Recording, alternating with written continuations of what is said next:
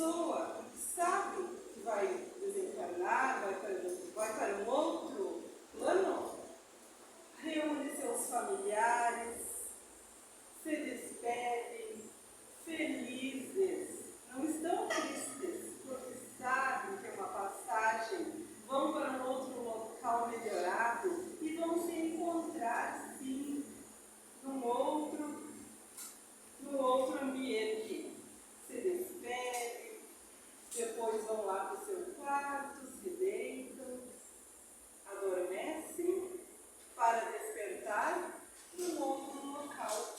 Então é isso que está dizendo ali. Uma antecâmara da união do amor perpétuo. Não com todos os sofrimentos que nós passamos neste nosso tempo para o desencarne. Que na maioria das vezes não é assim? Com sofrimento, seja num tempo ou no outro. Seguindo, é uma continuação, do que eu falei. As moléstias significarão notícias breves das leis naturais. Então, algumas situações vivenciadas no corpo físico, mas nada comparado com o que nós enfrentamos nesta época. Pandemias, doenças super graves, e por aí vai. Então, bem mais tranquilo. O trabalho, privilégio sagrado da inteligência. Não mais o trabalho como um cativeiro, como algo penoso, difícil. Não. O trabalho como algo agradável, que todos vão ter oportunidade desenvolvendo a inteligência. Você fala, mas o trabalho segue. Sim, o trabalho é uma das leis do progresso, não é? Em todos os planos que nós formos, o trabalho vai estar presente. Não é Jesus que diz, eu trabalho e meu Pai também. Então aquela história, quando eu morrer eu vou descansar, é uma situação que a gente sabe que não vai existir. Seja no local que nós estivermos, o trabalho tem. Mas só que de uma forma diferente do que a gente vê hoje. Todos nós vamos ter que passar por todos os aprendizados para atingirmos uma perfeição relativa, desenvolver as nossas inteligências em todas as áreas da ciência, área das exatas, área das humanas e por aí vai. Tudo, aos poucos, nós vamos adquirindo de bagagem dentro de nós, do nosso espírito, para sermos criaturas melhoradas também na parte intelectual. Então essa também é uma parte que faz um contexto na nossa caminhada. A felicidade estará no coração dos caridosos. Nós já sabemos, só que precisamos desenvolver. O que diz lá no Evangelho? Fora da caridade não há salvação. Lembra da frase do Chico Xavier? Se dissessem que fora do Espiritismo não haveria salvação, eu nem entraria no Espiritismo. Mas como é fora da caridade, quer dizer que em qualquer situação da nossa vida, nós podemos desenvolver o amor, a empatia, a tolerância, o entendimento com os nossos queridos, com os nossos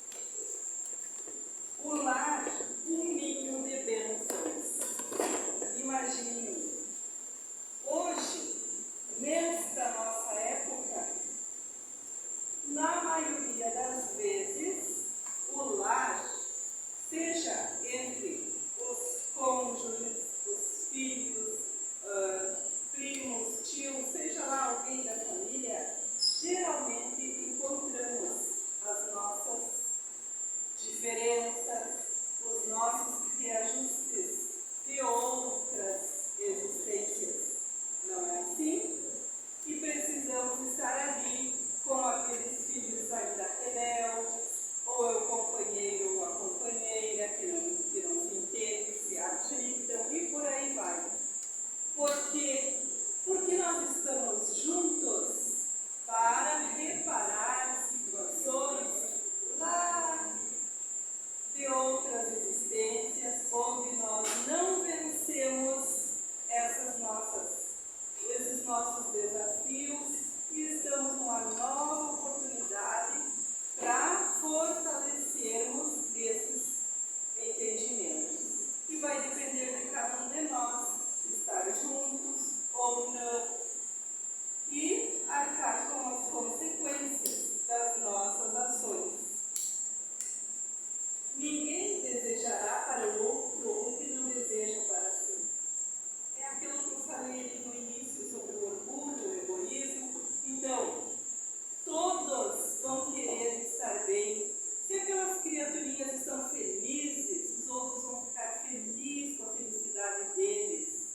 Se o outro está um pouco triste por algum motivo, vamos tentar auxiliar, o que podemos fazer para ajudar. Vai ser este entendimento de querer para mim e para o outro. Da mesma forma, se eu quero estar bem, eu quero estar tranquilo, eu também vou querer que os outros estejam. Imaginem uma situação assim. Quem de nós não vai querer vivenciar? Aqui teria mais situações, só por um parênteses, mas o quadro era pequenininho, então não coube ali. Mas tem mais umas situações aqui. Fontes deslizarão entre jardins. Nós agora estamos numa época de bastante seca, rios secando, não é tudo que a gente vê por aí. Imaginem fontes, rios, cascatas, aqueles lugares lindos à nossa volta. Continuando ali, fala sobre frutos nas árvores, na beira das estradas, para qualquer viajante, qualquer pessoa poder colher, se alimentar e seguir sem precisar, a não ser uma prece de gratidão ao Pai Celeste pela oportunidade daquelas frutas, daquela beleza no caminho. Muitos de nós, garanto que já conhecem, já tiveram oportunidade de ir em alguma cidade, onde isso já acontece. Árvores frutíferas nas ruas e as pessoas aprendendo a conviver, esperar amadurecer, colher um pouquinho, sem querer levar tudo para si, deixando para os outros, dividindo com seus vizinhos. É o início. Ainda é pequeno, são poucas as localidades, pelo menos que eu conheço, desta forma, mas já existe. Mas é o início. Que é bom que a gente vá ensinando esses nossos pequenos, convivendo, aprendendo a cuidar, a valorizar a natureza, os rios, a separar o lixo. Tudo isso faz parte da nossa cultura e de valorizar esse planeta que nos foi dado tão belo, tão belo. E quem que acaba destruindo e fazendo todas essas situações acontecerem à nossa volta? Nós no sentido de humanidade, que não está sabendo valorizar e fazer o que lhe compete na nossa vida diária. Seguindo no texto, Jesus ia contando para os Zacarias e para aqueles que estavam à volta todos este reino do Pai Celeste. E dizia para eles, olhando os israelitas que ali estavam, eles estavam chegando em Jerusalém para a comemoração da Páscoa. Então eles entraram na cidade e aquelas pessoas aplaudindo, achando lindo, que maravilha, aquele homem que era Jesus,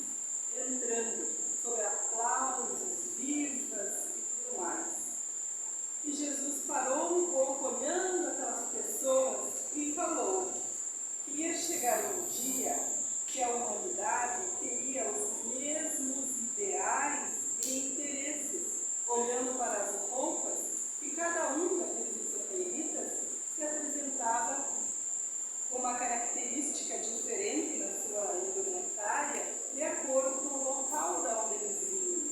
Da mesma forma que hoje, não é? De acordo com o poder aquisitivo, por aí vai, quanta coisa que a gente sabe que é.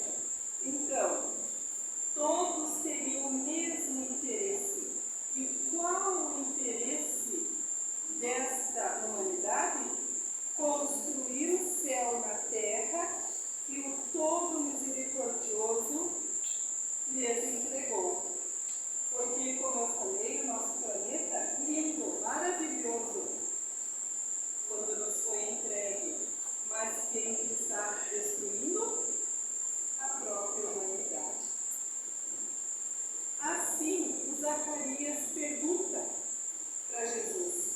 Diz que ele já está velho, que ele queria muito conversar com ele, porque ele sabe que existe caminho para o reino de Deus, mas ele não sabe que caminho é esse. Daí ele pergunta: mestre, qual o caminho para encontrar o reino de Deus? Jesus diz para ele: Zacarias, o caminho é muito longo. Mas ele não conseguiu concluir a frase, porque se aproximaram muitas pessoas à volta de Jesus e ele não conseguiu falar o final da frase. E o Zacarias precisava visitar uns amigos numa propriedade de perto, se foi. Lá ficou 2 dias contando todas essas belezas, essas maravilhas que Jesus prometia a todos nós, que é o reino de Deus. Passados 2 dias, volta Zacarias para Jerusalém. Chega lá, nada mais daquela alegria, daquelas pessoas felizes aplaudindo o mestre. Ele fica espantado com o que ele vê. O que ele vê? O mestre querido carregando uma enorme cruz, todo ensanguentado, suado, cambaleando, cercado por aquelas mesmas pessoas que antes aplaudiam, agora gritam impropérios, atiram pedras, vaiam, e tudo que coisa ruim que se possa imaginar, eles fazendo aquele monte de pessoas que há pouco aplaudiam. E ali o mestre, seguindo naquela estrada imensa em direção ao Calvário. E ele fica apavorado, e ele quer chegar perto, ele quer abraçar o mestre, mas não tem condições porque tem muitas pessoas na volta. Nisso, algumas mulheres piedosas se aproximam. Maria, mãe de Jesus, Madalena, Joana de Cusa, Verônica, aquela que vai secar o suor do rosto de Jesus, entre outras. Então são tantas pessoas em volta que os soldados são obrigados a uma parada que não pretendiam, né, mas precisa. E nisso Zacarias se aproxima e se ajoelha perto de Jesus. Mestre, mestre. E Jesus diz para ele: sim, Zacarias, respondendo a pergunta de lá que ficou sem resposta. Os que quiserem alcançar o reino de Deus subirão uma ladeira escabrosa, difícil, árdua, pedregosa. Mostrou para o caminho que seguia poeirento, cheio de pedregulhos, e disse: para a conquista do reino de Deus, este é o caminho. E segue, né, com aquele olhar sublime, tranquilo, seguiu a sua caminhada. Então aí ele mostra para o Zacarias, que ele tinha perguntado, qual o caminho para seguir o reino de Deus. E ele diz que o caminho é árduo. Por quê? Porque todos nós queremos tudo isso aqui para nós. Quem que não quer um lar tranquilo? Quem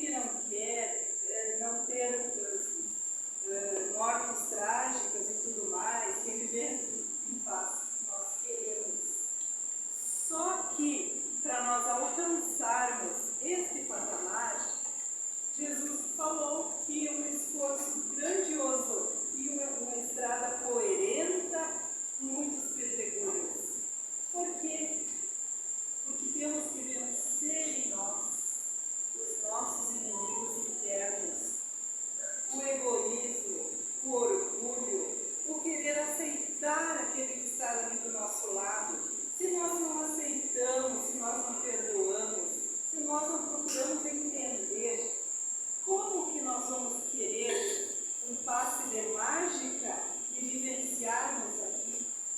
Não.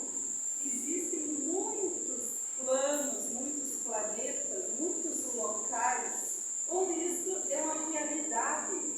E quem sabe muito mais. Por quê? Porque eles já conquistaram dentro deles condições para vivenciar devido à energia melhor, devido ao entendimento, devido ao desenvolvimento da caridade, do amor, aí eles já podem desfrutar de lugares bons, belos, que nem o explicado por Jesus há mais de 2000 anos. Existem sim locais dessa forma, só que nós ainda estamos aqui passando por todas as situações que passamos, porque não vencemos estas limitações. O nosso planeta se prepara, está a caminho, já está acontecendo, é só nós observarmos à nossa volta as mudanças para uma regeneração. Só que aqueles de nós, vamos nos colocar em toda essa humanidade, que não está compatível com o nível de evolução que vai se dar no planeta, quando desencarna, não retorna para cá. Por quê? Porque a evolução, o nível de pensamentos é outra vibração. Então, e quem vai renascer aqui, já estão renascendo, na maioria dos que estão retornando no corpinho ainda pequeno, né? São os nossos bebezinhos, as criancinhas, são espíritos mais evoluídos que estão vindo já preparados para viver uma melhor vida nesse plano, com mais amor, mais entendimento, mas espero que a família, todos aqueles que estão na volta, ajudem, tragam uma casa espírita, levem um local que eles desenvolvam o lado espiritual, para que eles tenham essa bagagem, entendimento, para fazer o que lhe compete e auxiliar a humanidade em busca dessa regeneração. É assim que vai se dar. E não, como eu falei, um passe de mágica. Não. O nosso Pai Celeste poderia fazer isso? Poderia. Mas e onde que fica o nosso merecimento? O nosso crescimento, a nossa coragem, a nossa perseverança em modificar? Então vai depender de cada um de nós. Estar mais perto ou ainda muito distante de locais melhorados, de locais bons, diferentes do que temos até então. Tudo depende de cada um de nós. O que estamos fazendo da oportunidade maravilhosa que foi dada de aqui estarmos? A cada dia que acordarmos, pensar o que eu posso fazer de melhor hoje, por mim e pelos outros. Vou brigar menos, vou reclamar menos, vou procurar entender. Cada um de nós pensa o que precisa fazer. E é isso que Jesus e o nosso Pai Celeste esperam de nós. O reino dele está aí, para todos os filhos. Só que a nossa caminhada é individual. Podemos estar todos juntos aqui, podemos conviver lá na nossa casa, mas o trajeto de cada um é diferente. Um pode ir primeiro, seguindo esse caminho do bem, outro fica um pouco mais para trás, mas vamos em frente. Pode levar séculos, milênios, mas um dia chegaremos lá. Só que não podemos nos acomodar e ficar à espera de que aconteçam as coisas. Se nós não buscarmos, não nos modificarmos, elas não vão acontecer de um momento para o outro. Como Jesus falou, é um árduo e longo caminho. E para encerrar, eu vou ler desse livro aqui, Bênçãos em Palavras. É um texto bem interessante para todos nós. Com certeza, primeiro para mim, que li, que procurei entender, para trazer mensagem para todos nós. Então, quando eu estiver lendo, sabe que todos nós estamos no mesmo barco, em busca da nossa melhora interior. Vamos lá, então. O que diz aqui? É bem interessante, então vamos procurar ouvir. Busque a independência íntima, a independência profunda e a reflexão do que efetivamente toda a espiritualidade em dimensões variadas vem dizendo. Busque a reconexão com a natureza. Busque o respeito à natureza. Volte para a origem da essência. Veja se efetivamente você quer a cura e do que efetivamente precisa ser curado. Veja se efetivamente você já ouviu e perguntou à sua doença o que ela tem a lhe oferecer de aprendizado. O que você está aprendendo com a sua doença da alma ou do corpo? O que você está aprendendo agora com ela? Você já perguntou quais são as lições, as perfeitas lições que o seu corpo está a dizer para você? O que é que você precisa prestar mais atenção? O que é que você precisa para começar a subir a grande escadaria da transformação? Se é isso efetivamente que você quer?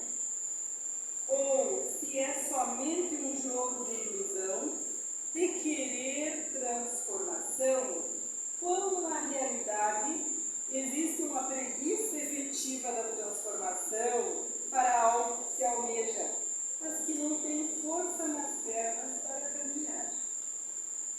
A espiritualidade está aqui para dar força, coragem, convicção de que vale a pena cumprir os seus mistérios dentro do seu corpo. Mas é preciso que o seu coração esteja aberto, sem revoltas para Deus, porque Deus não é culpado de nada do que está acontecendo. A luz precisa de você. A luz, a grande espiritualidade, roga e clama pelo seu auxílio, por essa transmutação da consciência de enxergar a vida de forma mais leve e tranquila. Por mais espinhos que aconteçam, esses são os pomerios de transformação que a vida colocou à sua frente. Enxugue suas lágrimas e entre na vida. Volte para a vida. Se a vida não foi tão benéfica com você até agora, observe tudo o que você aprendeu até então. Observe se não foi sempre você querendo manipular a vida. Por isso que a vida causou dor. A luta sempre foi você com você mesmo. Integre-se. Tenha o progresso e a abundância, mas de forma consciente. Seja jardineiro desse jardim da humanidade. Essa é a espiritualidade que está em várias mensagens de tantos outros lugares espalhados pelo planeta. Transforme-se, enxergue-se, acolha-se. Deus está dentro de você. Que tenhamos essa certeza no nosso coração, que façamos o nosso melhor segundo